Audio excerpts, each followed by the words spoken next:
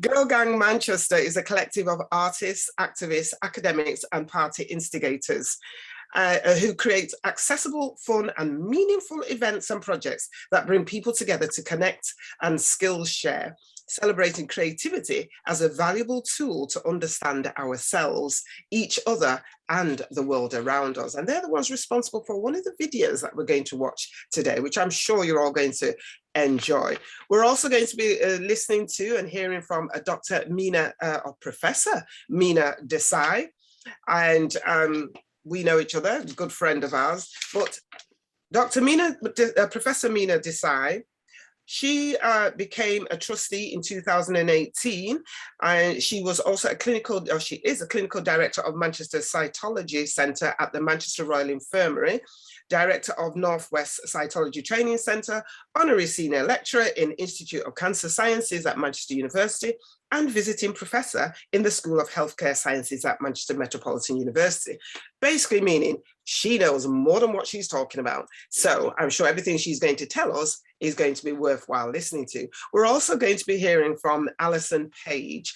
Alison is the Chief Executive of Salford CVS, and she's been doing that role for quite a while, actually, since April 2013. And she's quite passionate about Salford and working in partnership with the city's voluntary organisations, community groups, charities, social enterprises, and other strategic partners in order to benefit local people and place. So this is a Zoom event that we're doing, so a bit of housekeeping. Unfortunately, I can't do my real, what do you call them, ladies on the aeroplane bit. However, everybody that's on, if you're not speaking, please keep your microphones on mute so that we'll be able to hear other people. You don't have to have your camera on, but if you're happy with it being on, you can put it on. But equally, if you want to have it off, you can keep your camera off. What else have I got to say? Yes, as we've already heard, the event is being recorded because they wish to be able to use the video again as a training tool. So they're not necessarily recording us that are speaking or yourselves that are on. But again, if you don't want to be seen on the video, just kindly keep your cameras off. What else have I got to say? There may be some adult content. So it's just a slight warning there. So at least when you see it or hear it, you're not too shocked. There may be some adult content. But otherwise, if you have any questions as we're going along, please do put them in the chat somewhere on your screen. On mine, it's at the bottom. There's a chat thing there where you can type your questions in. And I think I've probably covered everything and anything. So yes, any comments in the bottom, any questions, please add them to the chat for questions and answers at the end. We'll cover them at the end, okay? So without much further ado, sit back and enjoy the evening that we have for you. And up next, we're going to have, is it Aileen and Megan from Girl Gang Manchester? Hello.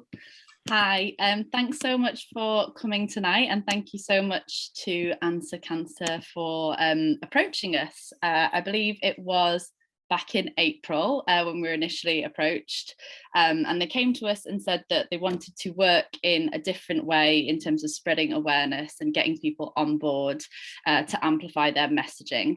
We were given quite a broad brief. Basically, they wanted a different approach, as I've said. They wanted to target a younger audience, a diverse audience in terms of sexuality, gender, race, and yeah, they kind of approached us on the back. I think it was actually on the back of an interview that I did when we very first launched Girl Gang way back in 2016 on That's Manchester TV. So a message to anyone who does a lot of kind of press that feels really tiring and meaningless at the time, it may just come back to do good things for you in the future. And yeah, whenever we are asked about who we are and what we do with Girl Gang, I always think that accessibility and pop culture are at the core of what we do. We try and make things fun, so they're inclusive, but we also try and tackle important subjects while we're at it. And we sort of use popular culture as a way into feminism and politics to try and prove that it can and should be and is for everybody. So for example, if we're doing an immersive screening, we might get people who are massive fans of Mean Girls coming along to something who wouldn't necessarily go to something that was labelled as like feminist workshops, but when they come to it, there'll be 4 feminist workshops they can go to. So we're sort of like covert and overt in our approach. So when we decided that we wanted to focus on the cervical smear, that felt like a natural way in for us. And yeah, when I was sort of thinking about it, I wanted to create something that was a bit tongue-in-cheek, a little bit rude. And I think part of that is just because that's our way. I think we can get away with being a bit cheeky. I think that's what our audience expect from us. And part of that, I think, is because I wanted to draw a little bit of, I don't know if it's a parallel or a slight comment about how so many of us, when I say us, I suppose I mean women, and particularly I suppose gender conforming heterosexual women, but also queer women, are perhaps, I don't know, we live in this hypersexualized culture, and there's many ways that we behave online and out with our friends that are quite heightened. But when it comes to medical procedures, we can be very prudish, or we can be very uncomfortable. I mean, I don't know about for other people in the room, but if anyone has had a bikini wax, how intrusive that is in comparison to a smear test, it's just another level.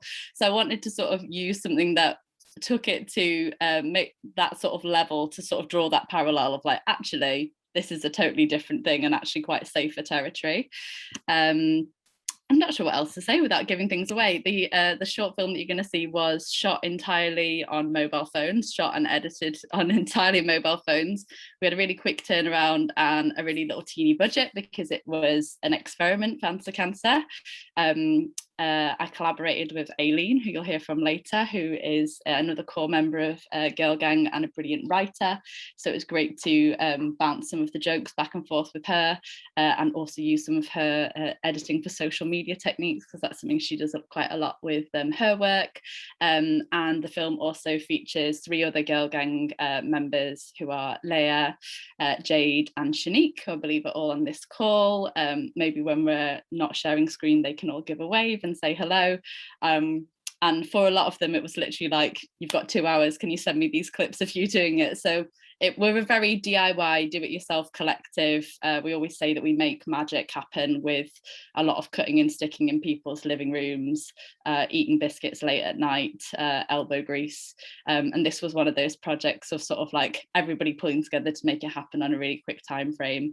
But we're excited to share it with our audience, and we're excited for Answer Cancer to share it with their audience, and see what the reception is. Hopefully it makes people giggle. Hopefully there's some stuff that's also truthful and resonates with people in there, and hopefully mainly it inspires people to respond to those letters quickly and take up their cervical screening, because that is the main thrust of the campaign.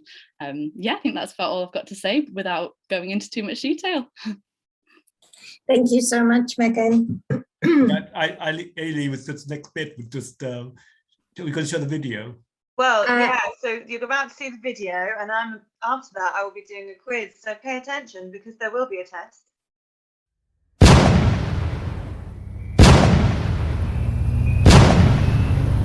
Smear fear? Here are some handy tips and info to help. What do I need to prepare? Absolutely nothing. Girl, you don't need to make any effort whatsoever. I don't need to shave? Nope. How about a wax? No, babe, you're good. Surely some nice knickers, at least. Nuh-uh. So you're telling me I don't need to do anything at all? Yes. Do you know how many vaginas a nurse sees a week?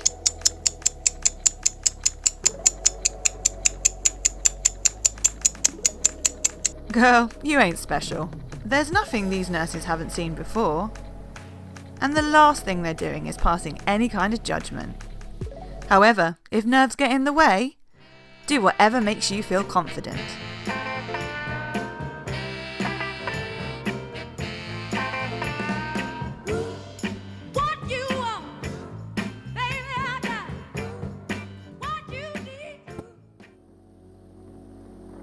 What else can I do to feel better about my appointment?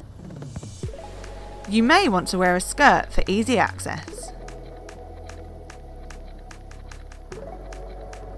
You can bring someone you trust along with you, but make sure to agree this in advance with your healthcare professional due to COVID-19 guidelines.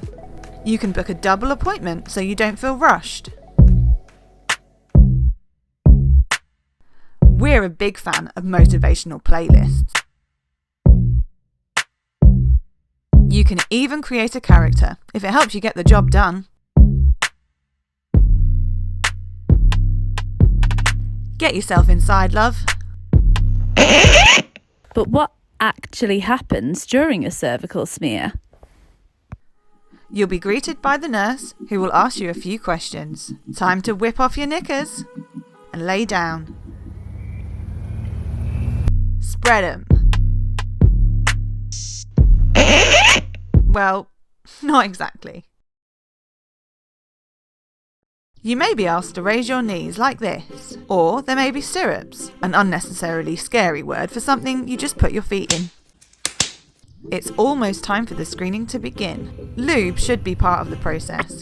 If you don't hear that trusty sound, just ask. Speculums look like this, and you can ask for a smaller one if you need. Once the speculum is inside you, it's open to give the nurse a better look at your cervix. This is the swab they use to take the cell sample. Okay, we're going in. Well, we've got a minute. It's worth saying that a lot of people think cervical smears are there to detect cancer, but they're not. They're actually there to detect pre-cancerous cell abnormalities, like HPV. The human papillomavirus is transmitted through the skin, most of the time through sexual activity.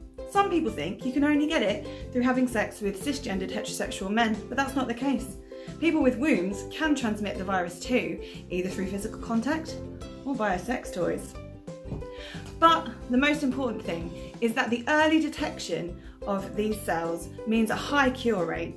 In fact, 9 out of 10 people who are treated will never have cell abnormalities again, and 95% of smear tests are clear. Oh, I think you're almost done.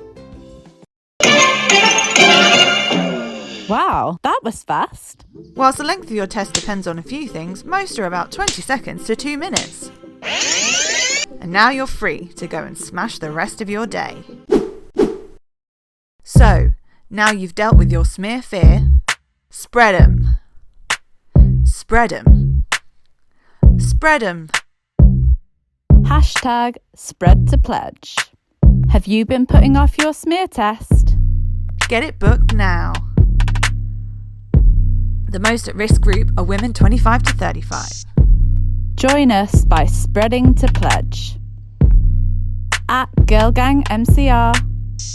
At Answer Cancer GM. Hashtag spread to pledge.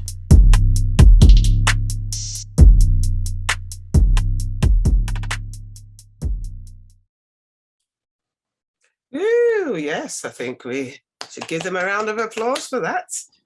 Okay, I think it's now over to Aileen. So, I hope you all enjoyed that little. I'm now the host. Exciting time. I hope you all enjoyed that little video. We enjoyed making it. So I have been asked to introduce a little quiz and tell you a few jokes. So my name's Aileen. I'm part of Girl Gang Manchester, obviously, and I also run a comedy Instagram account called Tinder Translators.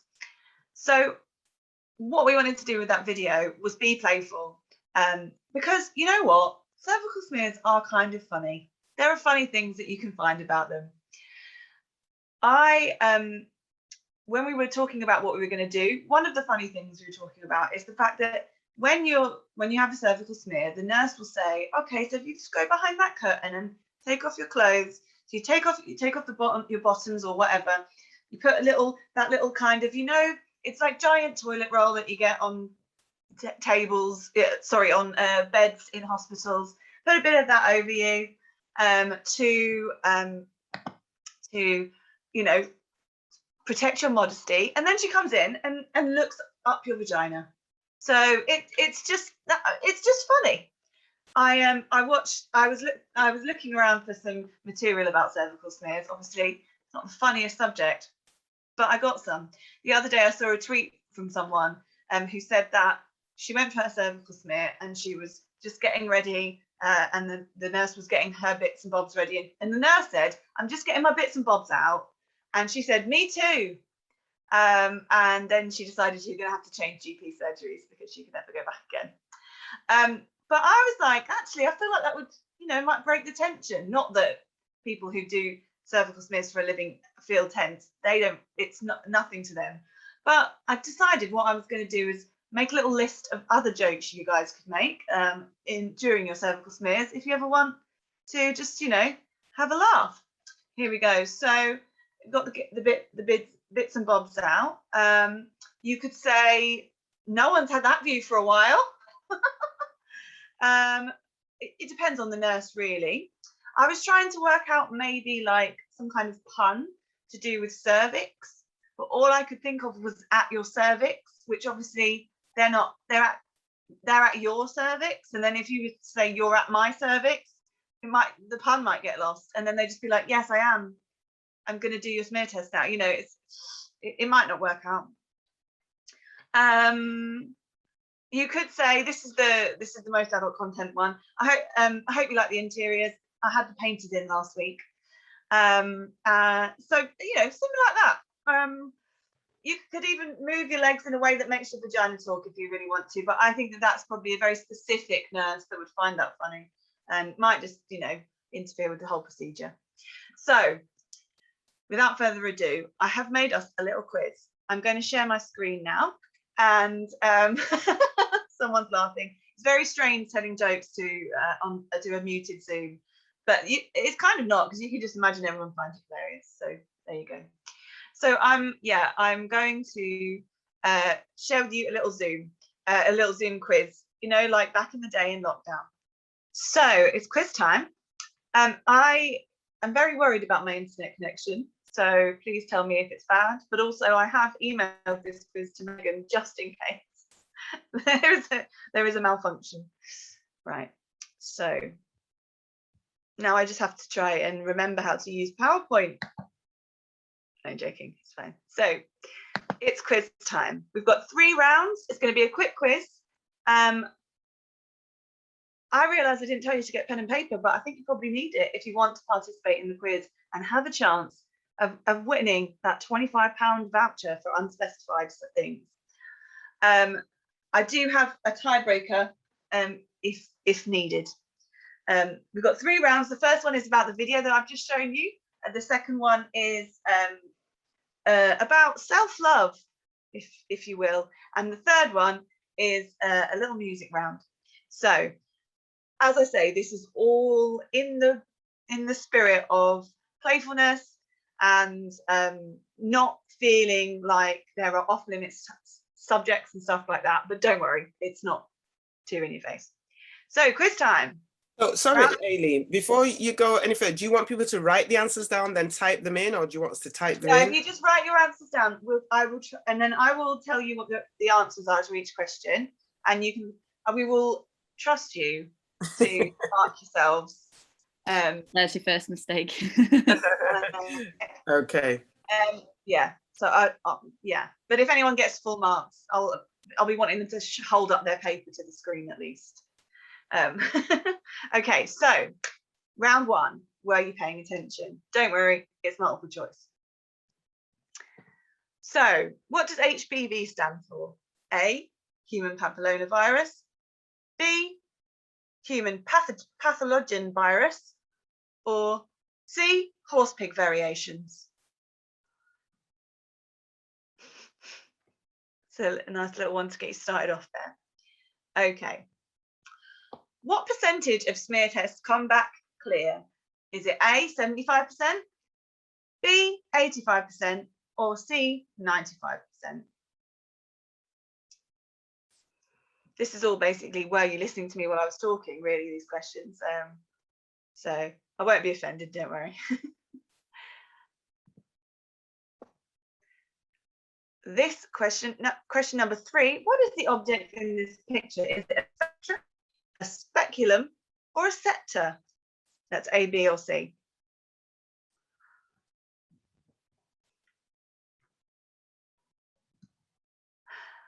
Who can carry and transmit HPV? I almost said what the name was then. Away. Is it A, men, B, women, or C, all genders?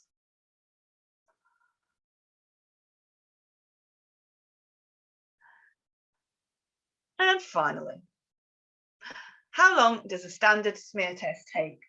A, between 10 seconds and 1 minute, B, between 20 seconds and 2 minutes, and C, between 30 seconds and 3 minutes. And I have a feeling maybe that any of those answers are kind of correct, but the one that we said in the video is the one I'll be taking tonight. Okay, so we're going to do answers per round. So I'm going to give you the answers now unless anyone would like any of the questions again. No? Okay. Speak now or forever hold your peace. Just checking the chat. Okay. Right. So answer to question 1. If I can, yep. It's human papillomavirus, which I very much struggled to say during that bit of the video. I wish I'd saved, in fact, I did save some outtakes and then I forgot and deleted them from my phone, but they were funny. I thought you did very well, because even I struggle with that. Yeah, you know, it was funny. I had like a sort of like really makeshift auto cue stuck on my tripod ring light. And just kept going like that. But I got there in the end, so it was all right. Okay, so question 2, the answer is C, 95% of smear tests come back clear.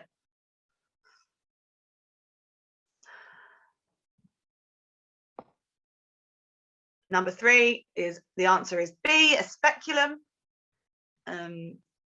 And oh, it's number 4, but apparently I didn't change the number on this. So question number 4, and the answer is C, all genders. And number 5, what we said in the video was 20 seconds to 2 minutes. I think 2 minutes would probably be quite long, but I don't know. And that's just me. I think we just wanted to cover, we didn't want to, you know, get anyone panicking if their smear had taken a minute and a half. And, you know, anyway, so that's round 1. I imagine you've all done remarkably well there. So I'm going to throw you a curveball with round 2, which is round 2, the self-love round. That's a euphemism for the way that women or people with vulvas and vaginas might love themselves. Don't worry, doesn't get too graphic again, but you're going to get some fun facts in this round. So, question 1. I can't read it because my face is on it. Here we go. Question 1. The US department store Sears produced their own vibrator, which was advertised as giving you that great to be alive feeling. In which decade?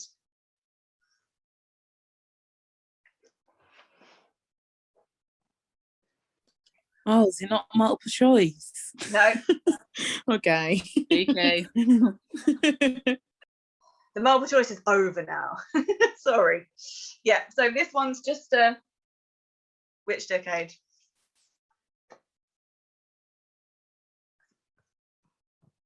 Okay, question 2. These stay on the screen, these ones. Question 2. What was the world record for the most female orgasms in an hour? I'll give within 5 or whoever's closest, if there's no one who's anywhere near the answer, which should give you maybe some kind of indication of. There you go.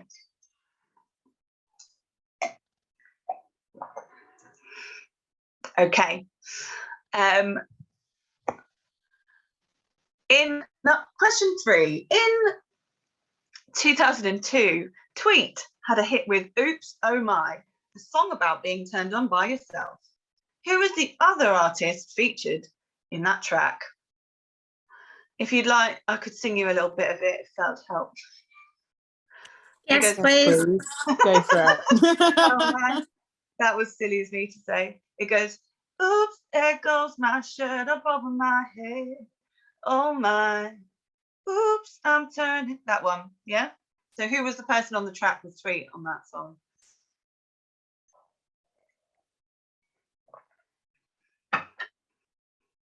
Right. See, it always pays to know your noughties R&B bangers. Let that be a lesson to you. Okay. According to popular myth, Cleopatra invented the vibrator using a gourd, hollowed out and dried, obviously. But what did she supposedly put inside to make it buzz?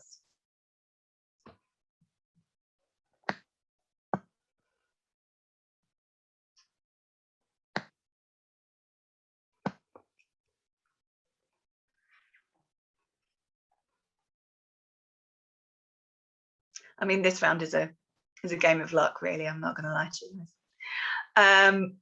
And finally, did you know archaeologists? Oh gosh, the thing where my screen share. Oh, there we go. Sorry. Right, I can read it again now.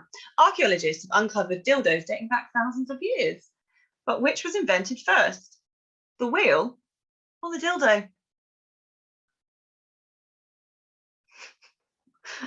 Megan's like, what are you doing?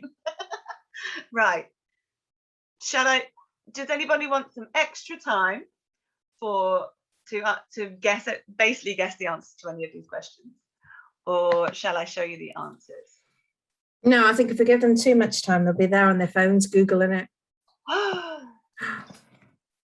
Yeah, well, if you do that, you might win, but it'll be a hollow victory, guys. Let's just say. So, okay. Touché. Here are the answers. If I press the right thing. What I haven't done is skipped ahead to any of the answers yet, which I'm very proud of, because that's usually what I do by accident. Okay. It was the 1950s, if you can believe it. Hey, some people doing that. I was pleasantly surprised to find the progressiveness of Sears in the 1950s. They were also selling women, household appliances so that they could do all the domestic labour for free. But, at least they were giving them something else to do. So. Right. The world record for the most female orgasms in an hour was 134. No. How many women was it? I know that. I'm well shocked by that. Look, guys. I'd like to know what accounted for an orgasm. Like, it was just a twinge towards the end. It was like, oh yeah, that's another one, twinge, because that's quite excessive. I'm not gonna lie. Yeah, I don't think that would be fun. No, painful, more like. Well, I'm reading Come As You Are at the moment, and it's a lot about how testing female pleasure in science laboratories, so it becomes very medical, and it's literally about contractions.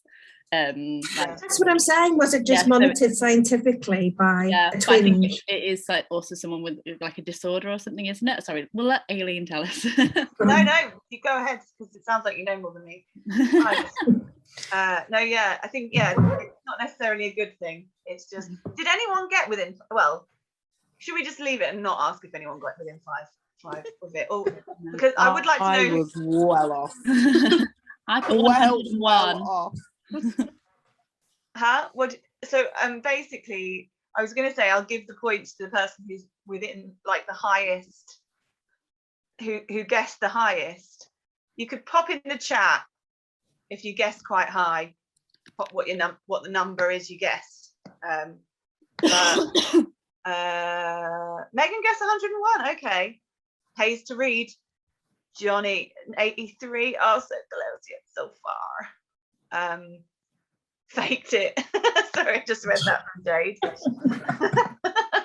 I got 25. I thought I was being quite generous there. Yeah, I think Megan's quite lucky to have been reading that book. I promise it's not a fix. Okay, we'll go on. So the iconic noughties, late 90s and noughties artist that featured on this track was, of course, drumroll please, Missy Elliott. Absolute legend. And the I put Tom Jones. I would love to hear that remix. I was going to say that's now in my head now. I think that is something. I feel like it would work. Like I feel like Tom could pull it off. Did anyone have a guess of what Cleopatra put inside her gourd? Apparently, I don't believe Bees. it. Bees. I put a cricket. I put a lotus. Yeah, bees is the myth.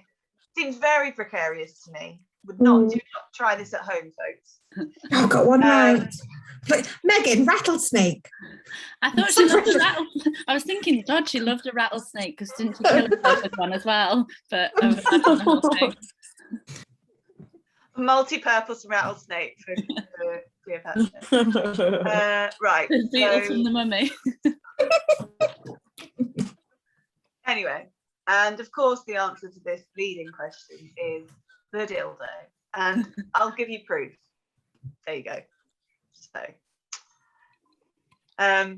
now a speculum doesn't seem so scary after we've seen. So the last round is the music round, if we have time. Do we have time? Are we still on schedule? I think so. I think we've got go ahead. Yeah, okay, good. So another five songs. I'd like you to guess the artist and the song, not guess. I'd like you to say the artist and the song. Hopefully you won't have to guess. And if you get a point for each. So you get a point for the artist, a point for the song. I haven't actually written down the answers to this one, I realised. I've just got my Spotify playlist. So I'm going to stop screen sharing because if I pull up my Spotify playlist, that's going to show you what the songs are, isn't it? Think it through. So I'm going to stop and then I'm just going to share my sound, if you will.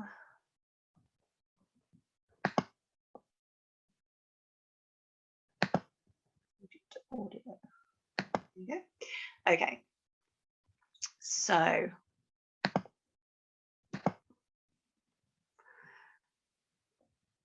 excuse me while I smoothly transition into the music round. And by smoothly, I mean not smoothly. You've got enough time. It's okay. Okay. All right. Okay. So I'm going to play the first 15 seconds of the song. I'll play it twice through and then you can see. But so we want the name of the song and the artist.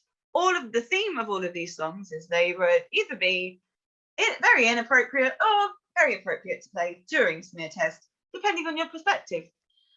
So yeah, this is the first one. I tried to do a range of genres and eras. Well, yeah, genres for sure. Anyway, okay, let's go. This is the first one.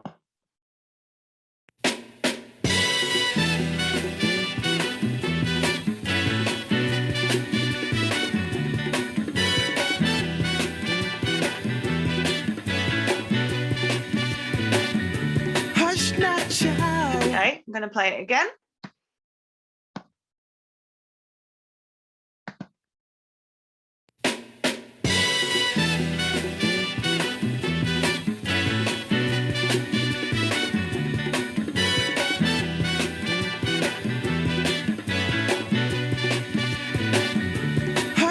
Okay, that's number one. I'll play them again at the end if anyone requests any. The next, number two, this is number two now.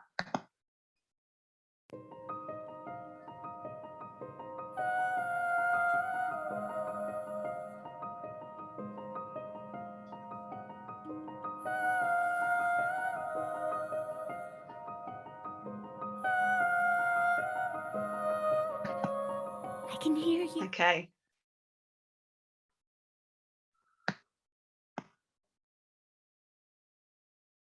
And one more time.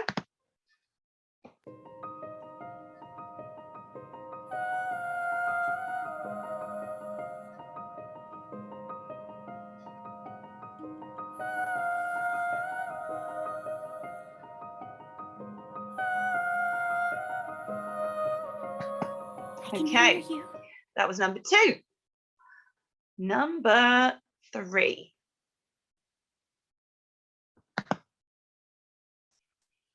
This ain't gonna be easy. You got it. You got it. Put it in. Okay, I'm going to play that again.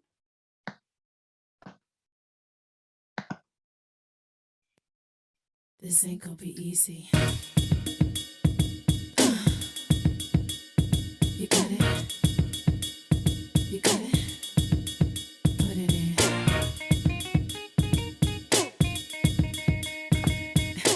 Okay. And number 4.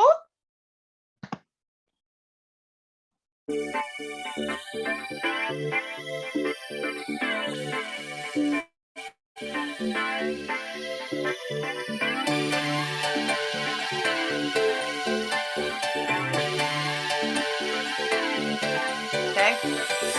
And again.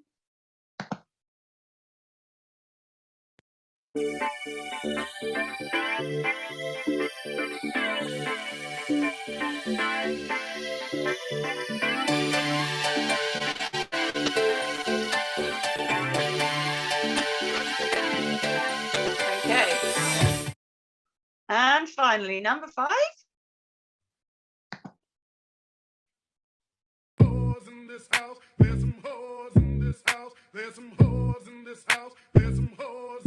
I said certified freak. Now I have to 7 stop days that a one there week. because the next line is, of course, the name of the song. But we'll just have that 10 seconds again.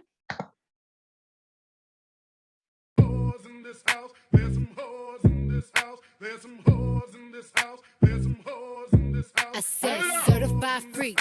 There you 7 go. days a week. Would anyone like any of these songs again? Or were we good? Could I get number 4 again, please, if that's okay? Yeah? Okay.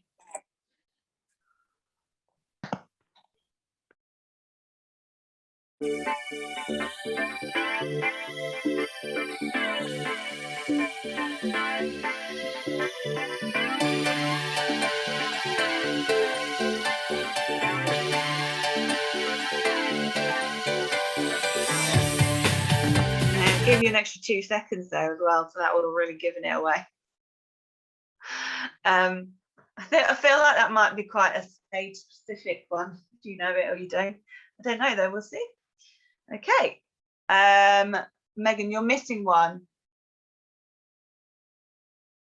You're missing. Oh. Yeah, don't worry. Right. Yeah, okay. I get it now. It's good chat shenanigans going on.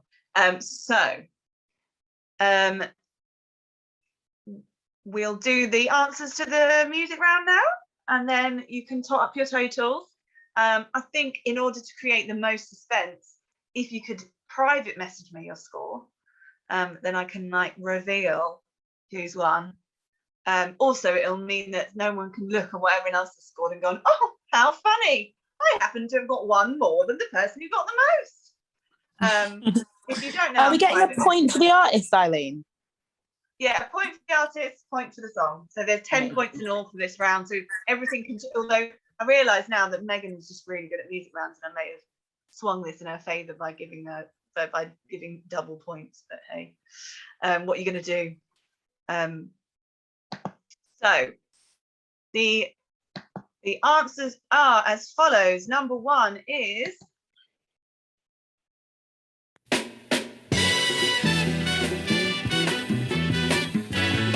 Move On Up by Curtis Mayfield. That's Move On Up by Curtis Mayfield. Again, I feel like it could be quite a funny, if you timed the Move On Up just right during a cervical smear. No, just me. So the next one is if you have small children or have to spend lots of time around small children. Oh, that's the same one. You might know this one. Oh my gosh, hey. It doesn't even want me to play it. Here we go. It is Into the Unknown, Indina Menzel, from Frozen 2. Yeah.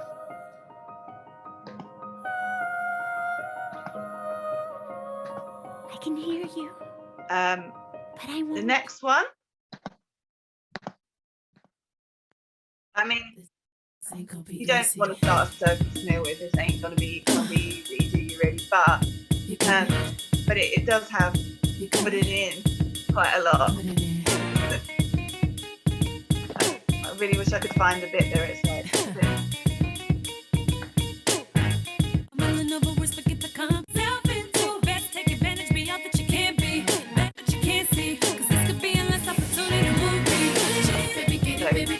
That is Kelly Rowland's Work, it's called. I really wanted it to be called Put It In, but it's not, so it's annoying for me. Next one, number 4, is the, I believe, 90s classic, Naked by Louise. She was just Louise then, now Louise Redknapp. Previously Louise Nerding.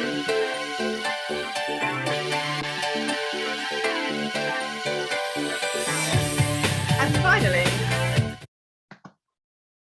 it's WAP, Cardi B featuring Megan Thee Stallion. It doesn't matter if you put both or one, I'll let you off. But yes, so that's 10 points in all. Will you tot up your totals now? Shanique got Frozen, but not Missy Elliott. What? Just gonna have to have words about that. Showing my age there. Yeah, true. Actually, it just means you're young. You weren't in the garage clubs of South London in the early noughties like I was. Not that that's garage, but anyway. Right. Yes. So will people put in the private chat to me what their scores are? I'm wondering if I don't know if this is going to take a while for everyone to pop their scores in the chat, or whether some people are just not going to put their scores in. I would, because you might not think you've done well, but seeing some of the scores people have put in already, you might have done better than you thought. Jokes, no offense. Right, we've got a winner at the moment.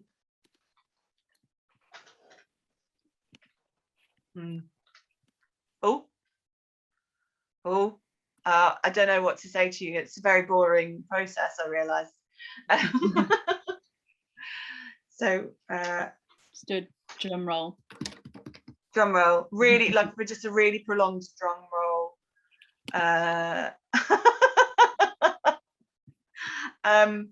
We don't think that Megan really can win, because the first questions were based on the script of the film that she helped make.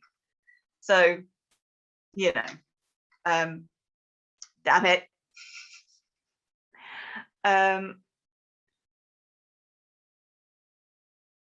Yeah. So what have we got here? Is everyone who's going to put a score in, put a score in? Okay. Then the winner is, despite your lack of Missy Elliott knowledge, Shanique. No way. Indeed. Buzzing. I only got 1 in the second round as well. I thought there was no chance. Well, that second round is it was really for the comedy value, really. Zainab, you came second, wherever you are. I can't see you on my screen now. Is it Zainab? Yeah. Or have I said that wrong? Yeah. Okay. Cool. Yeah. Just one. But yeah. So, Shan, you need to give somebody your details so that you can get a voucher. Promise it wasn't. I've actually won some. I didn't realise I actually got a prize. I thought it got bragging rights.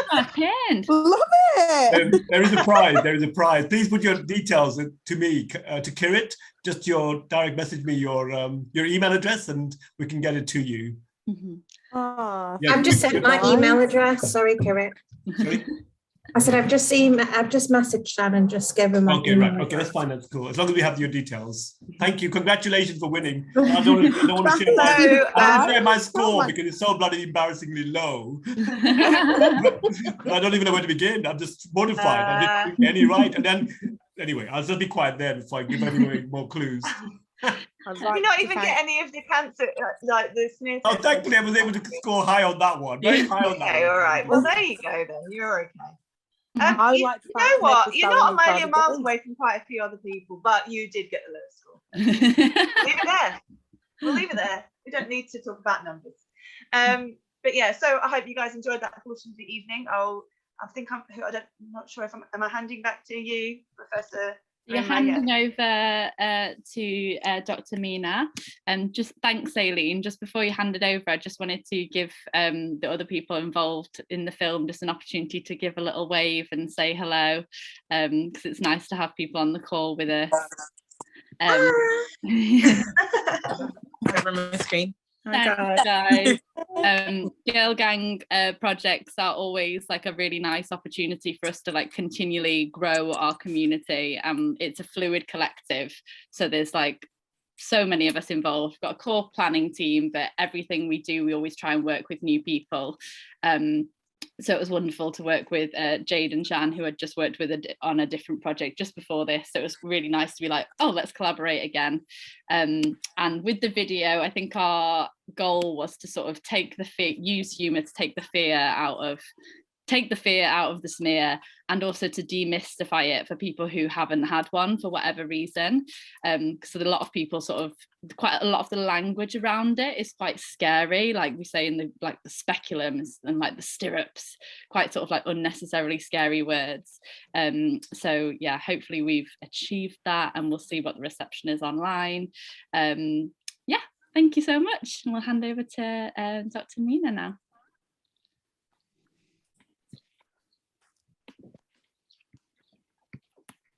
Oh, hi. I heard every word you say just now, and you have reached your goal. You have done brilliant job. And I am on the other side. I'm a professional medic talking about it. And as I was saying before, this video has reached its goal for the girls and the ladies who are stressed for going for screening. And you have done a brilliant job in that, saying that do whatever you want to do and feel confident about it. But also you say, given some tips when the later comes and what can you do to feel better. And that you have achieved what you have, but you may or may not realize that you have achieved something for professional like us, GPs, practice nurses. They will start thinking of some of the things which you have achieved. I will tell you just example of two things when I was watching it. One, you are saying, we are a big fan of motivational playlist, so songs.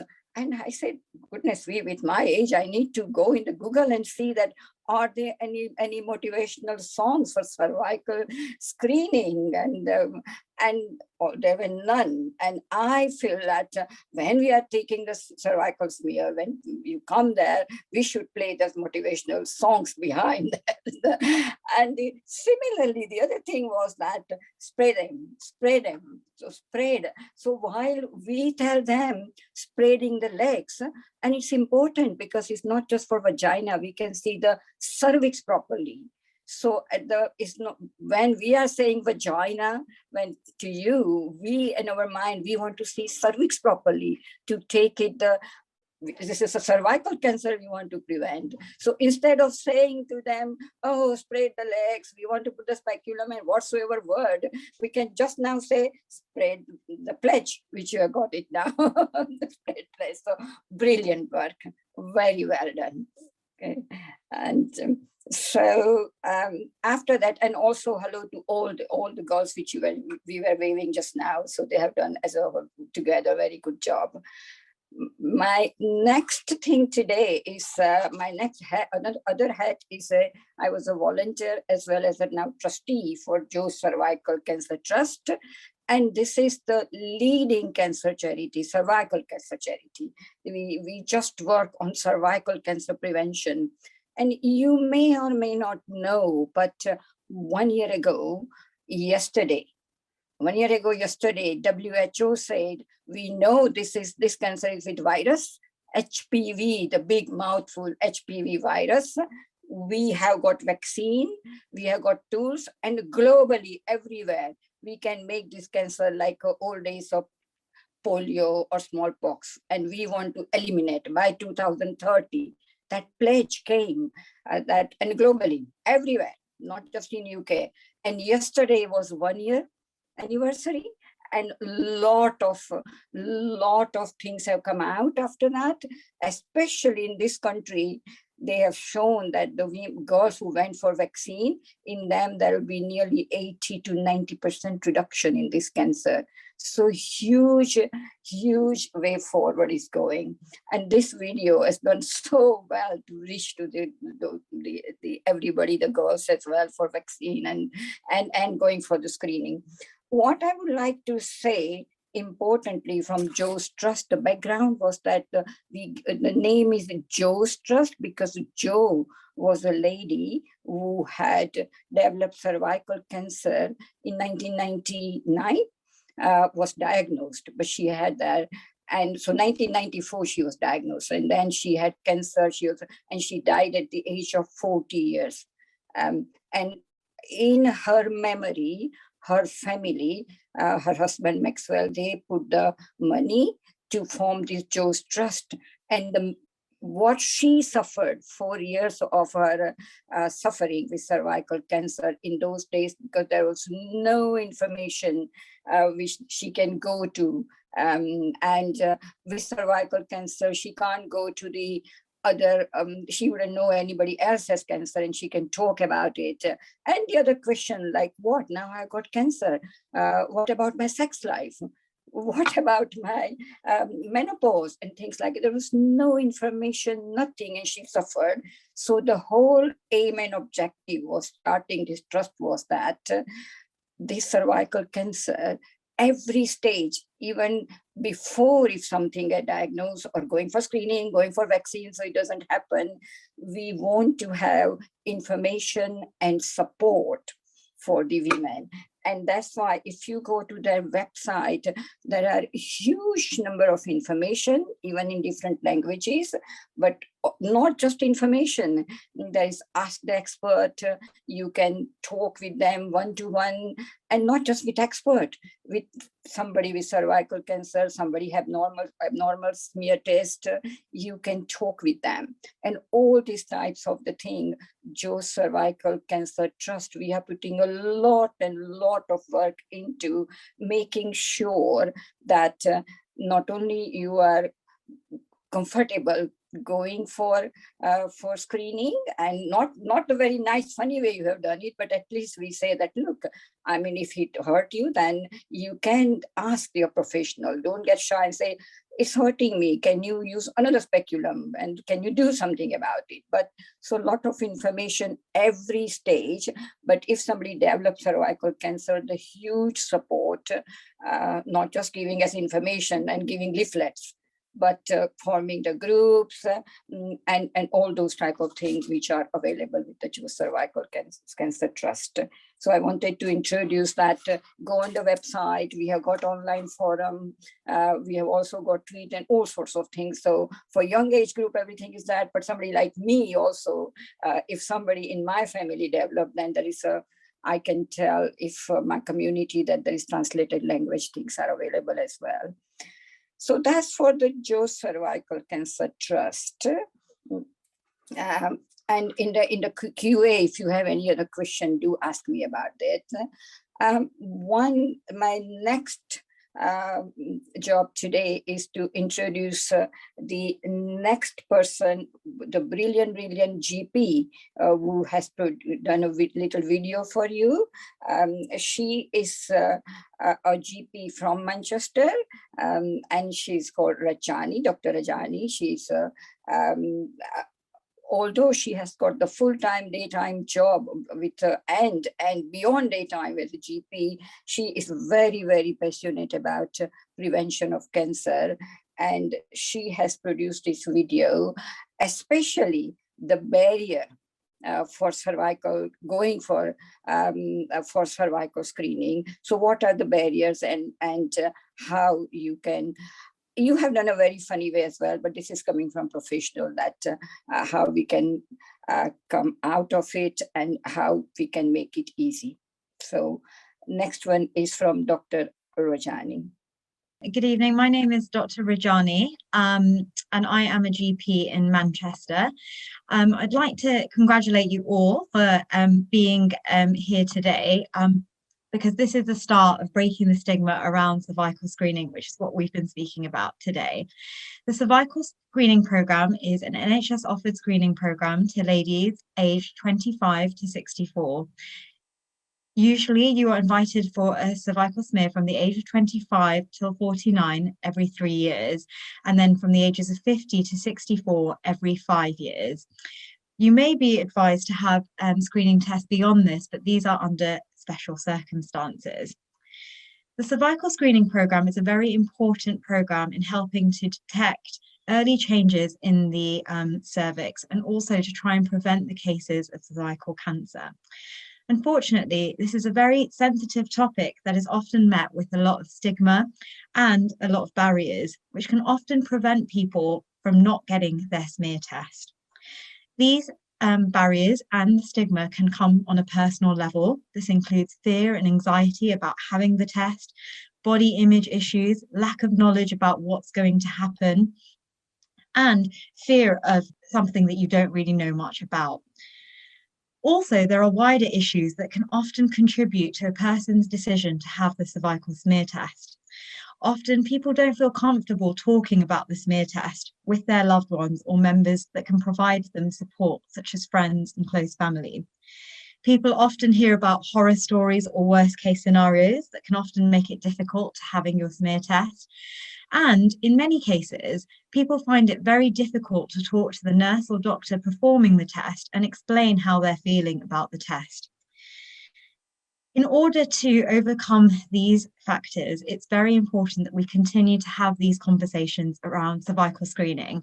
It's important to keep communicating and discussing and getting the right knowledge from places like Joe's Trust or your healthcare provider. Hopefully, with this in mind, we can empower women to continue participating in the screening programme and getting better results and health outcomes for all. Thank you, Mina, Professor Desai. And before we move on, Vanessa, did you just want to add something? Because I haven't told us everything about herself, has she? No, she hasn't. So I have the absolute honour of being able to work alongside Dr. Desai as a lead anti-cancer champion. And I can't, sort of just speak highly enough of her dedication to cervical cancer and the prevention of that. And she has recently, although she's been very quiet about it, she has been dedicated, she's had an award dedicated after her. And this will be now called the Mina Desai Award. And it is to recognise the 30 years that she has worked within cervical cancer prevention in the UK as well as globally. So she hasn't, she's looking at me and she's probably going, what are you doing, Vanessa? But I don't think that tonight could pass without us absolutely giving you the biggest round of applause for all of your hard work and the fact that you've been recognised now, and this award will be annually given out for the next 10 years to people who the guest speakers at the BAC. I can't say the third word, which is why I'm not actually going to say it. I think it's chytopathology. Did I say it right, Dr. Desai? But yes, so well done. And I'm so pleased to be able to give you this recognition for all of your hard work. So thank you. And thank you for being part our wonderful programme and helping us get these screening messages out to Greater Manchester. Look, I would say 30 years in Manchester, so more than half Mancunian, and Answer Cancer, it's after working for British Association cytopathology, which is nothing but in lay people term, when your smear come to the laboratory under the microscope, looking at it, the cyto is cell saying, yes, there is something or there's nothing. But with them, and since last few years working with Answer Cancer is doing the brilliant job, keeping me going, saying, yes, we can do it. So it just, okay, I get somebody, I would say that, oh, yes, I have got this thing that get awards, but there are so many people like you, without their help, I would not have managed it. Thank you. Thank you. What a fantastic legacy that you have there. Thank you, Mina, Professor Desai. Okay, now we've reached the part where this is it's over to all of you for questions and answers. And we're all still here to answer any questions. Professor Desai is here, members of Girl Gang are here, and also members of the Answer Cancer team are also here. So any questions, please? And how are we going to do this? Do you want to put your hand up and actually ask it? Or I suppose both. If you're brave enough to ask, you can put your hand up and ask your question, or you can put it into the chat. And if you're directing it at someone in particular, do let us know that as well, so we know who's going to answer. Because some of us couldn't get the music one right, so. Could I ask Vanessa and or Kirit for people who've joined the call who haven't been engaged with Answer Cancer previously, could you give a quick overview of how the Champion programme works and like what it works like in practice, what sort of the commitment is and what you expect from people and how that sort of works? The commitment is as much as you can sort of do in your life. We don't put any pressure on yourselves or anybody who signs up as a champion member. What we ask is that, you know, we explain the importance of this program. We explain why we're doing it.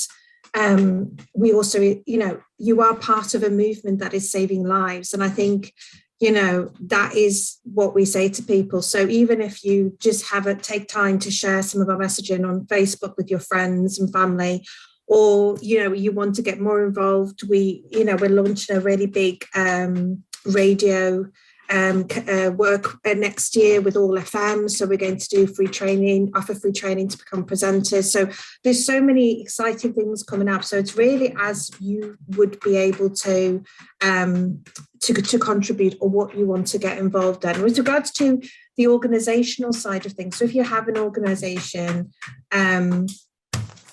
that I'm trying to throw something at the dog. Martin's laughing because he knows that's the dog behind me making that noise. But if, as an organisation, we have actually got some really amazing projects and campaigns to get involved. You'll have my support from myself and all of sort of my past knowledge around marketing and that sort of thing to try and help support you in getting those screening messages out.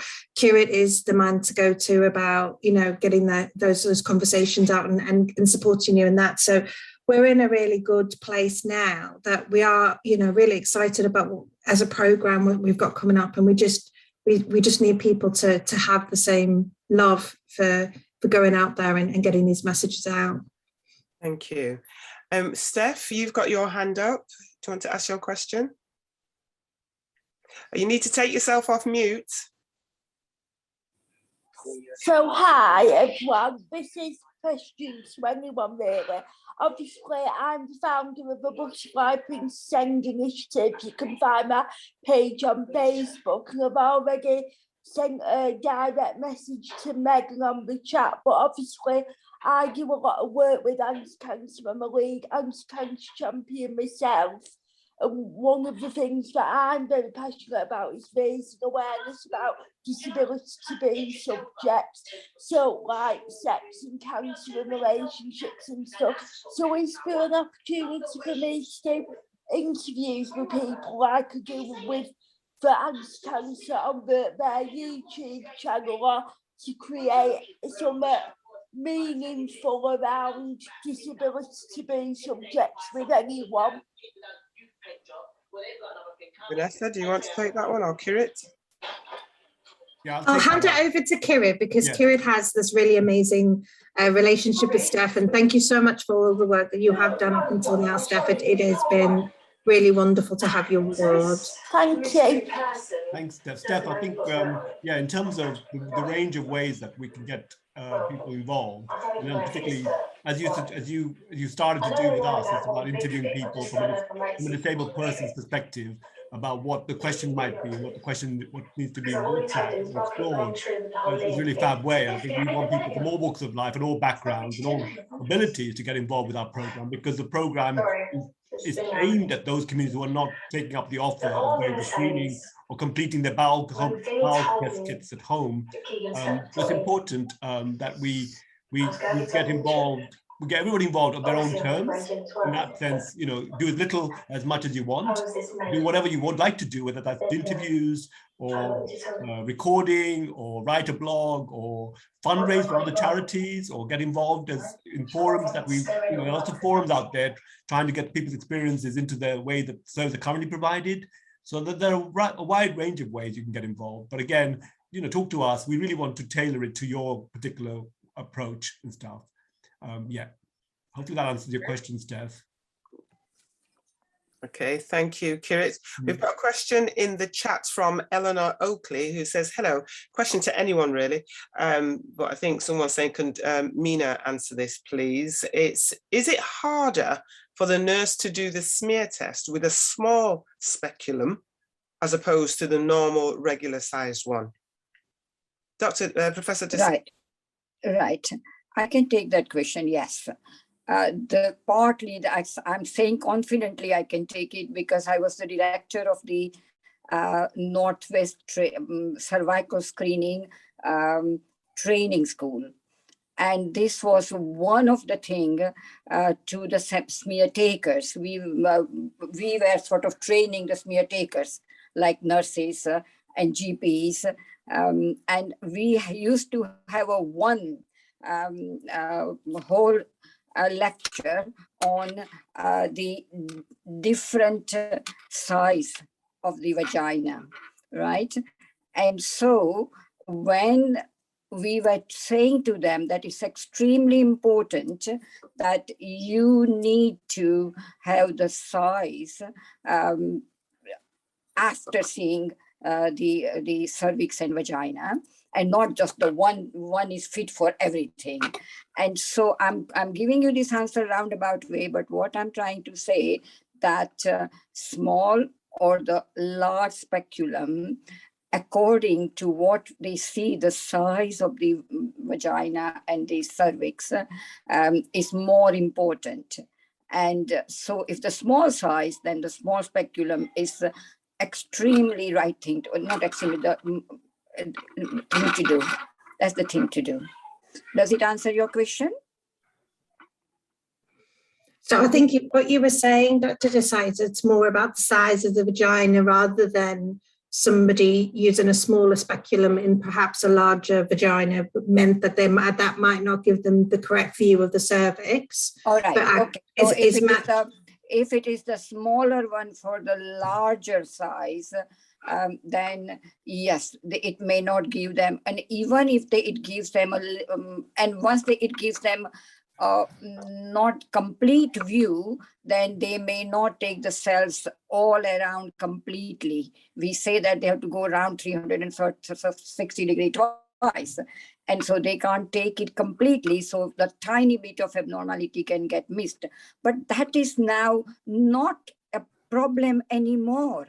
We used to say that in the past, but now what we are doing is the virus test. For virus test, it doesn't matter. What I'm saying to you was true in old days when we were training them, because we were taking the cells. Now it is the virus test we are doing it. So that doesn't matter now. Okay. Thank you. Yeah. Okay, any more questions? Trying to check if any other hands are going up. I've got a question. That's okay. Yes. Yeah.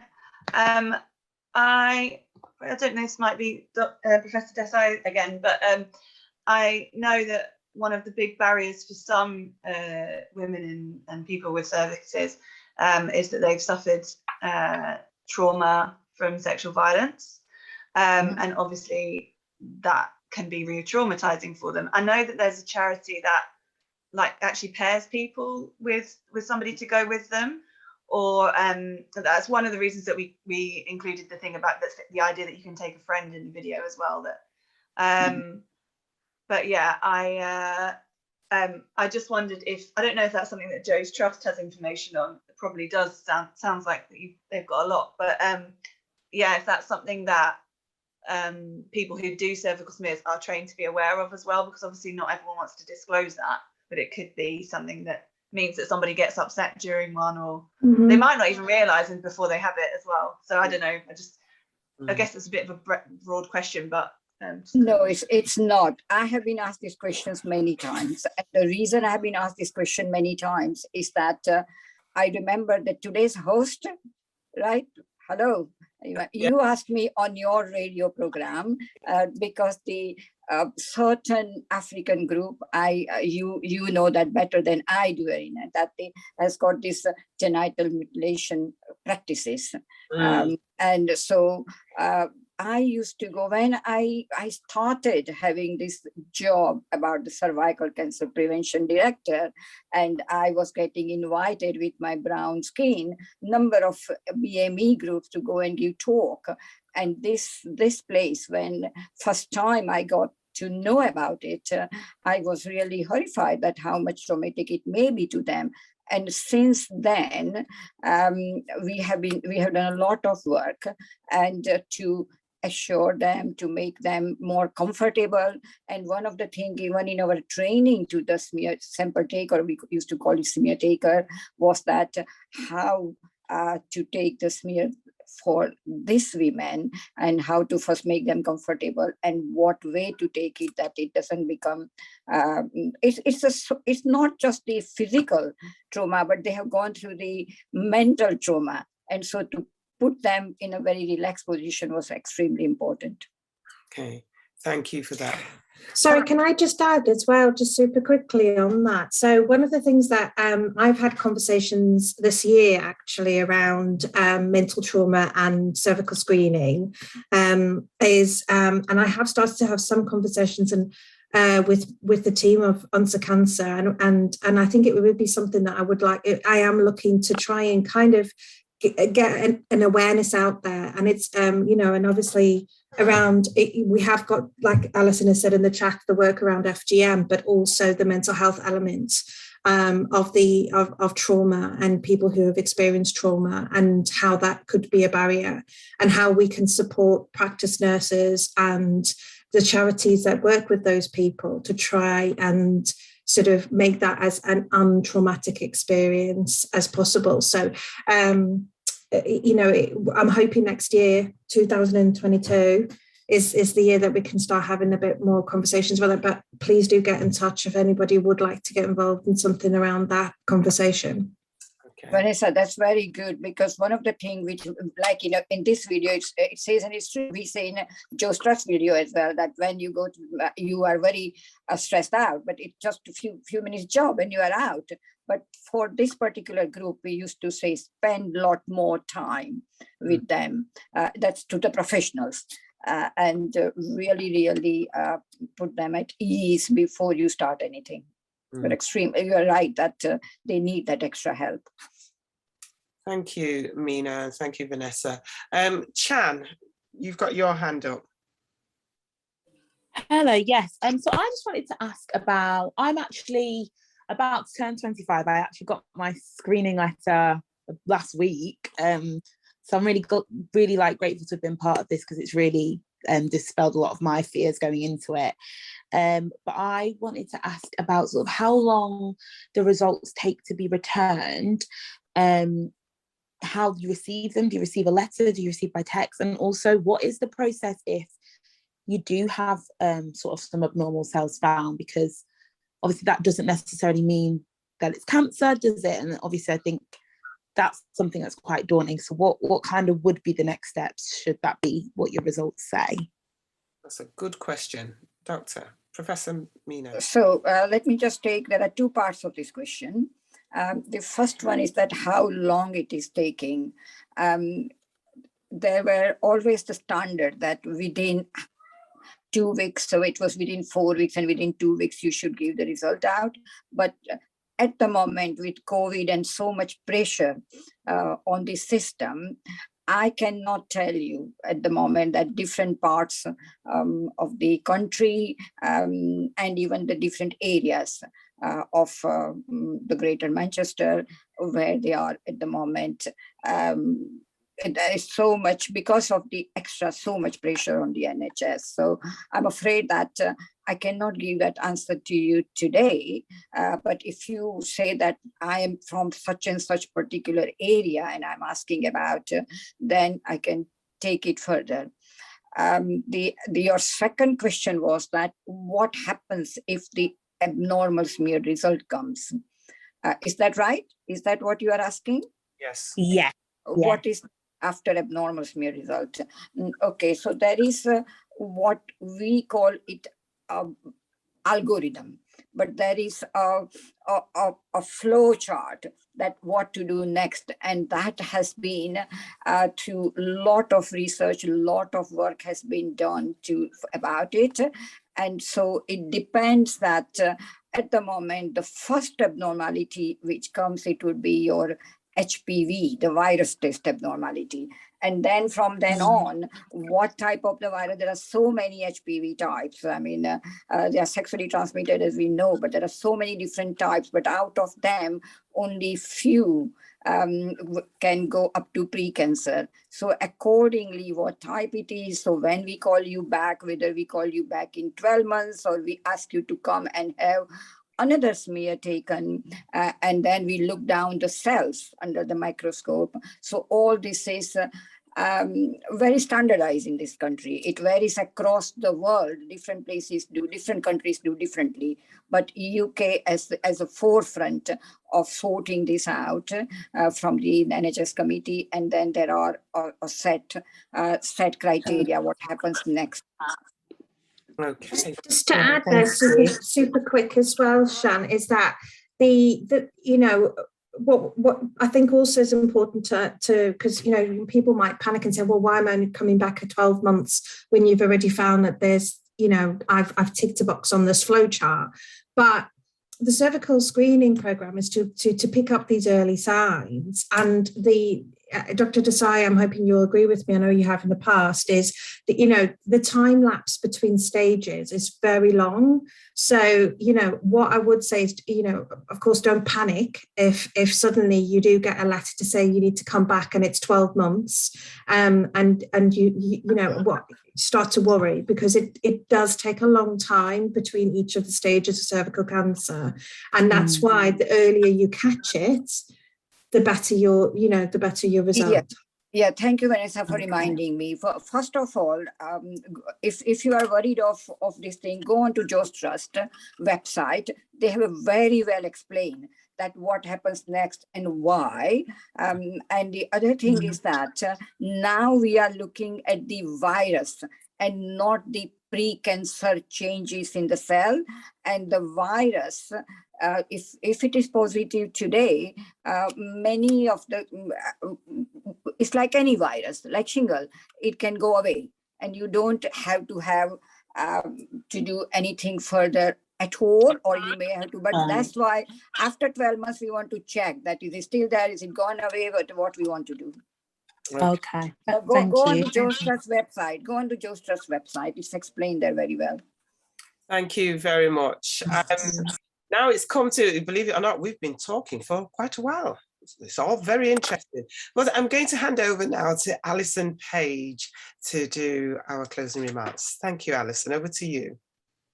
Thanks, Arunma. So I just wanted to say I think it's been a brilliant event. So thank you to everyone who's come along and taken part today. And I've learned some amazing trivia.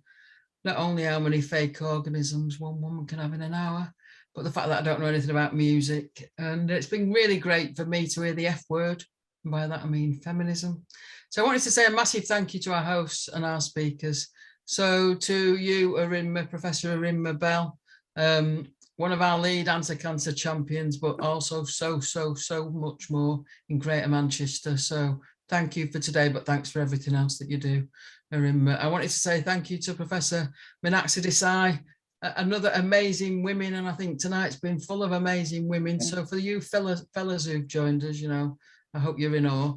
Mina, one of our another anti-cancer lead champions, and obviously your role in Joe's Trust as well as your professional role, and I think that just shows the amazing commitment of you to the cause, and we are absolutely in awe of your tireless support for cervical cancer screening and for a cancer-free future for women. So we just wanted to really acknowledge the fact that you have got that award in your honour, and I think it's really great that you have, but it's nowhere near enough thanks for everything that you do. And I think we should also mention and thank Dr. Divya Rajani who gave the video before.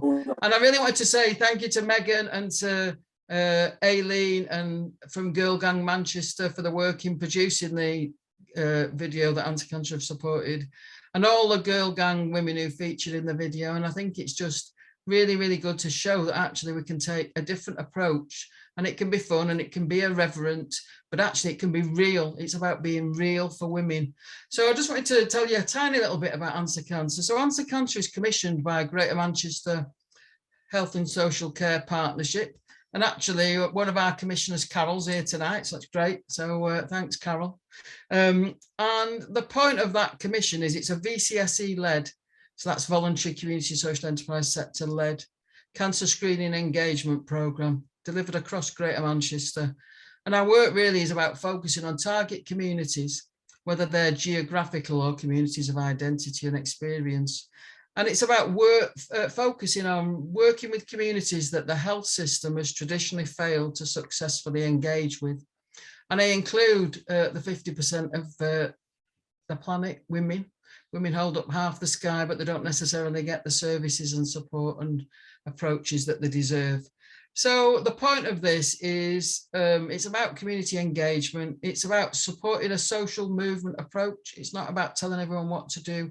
It's about people talking to each other and really getting the message out there that like talks to like. People we trust and respect are the ones that can usually convince us to do things in a way that a leaflet or a professor or someone in a uniform or a television program can ever do.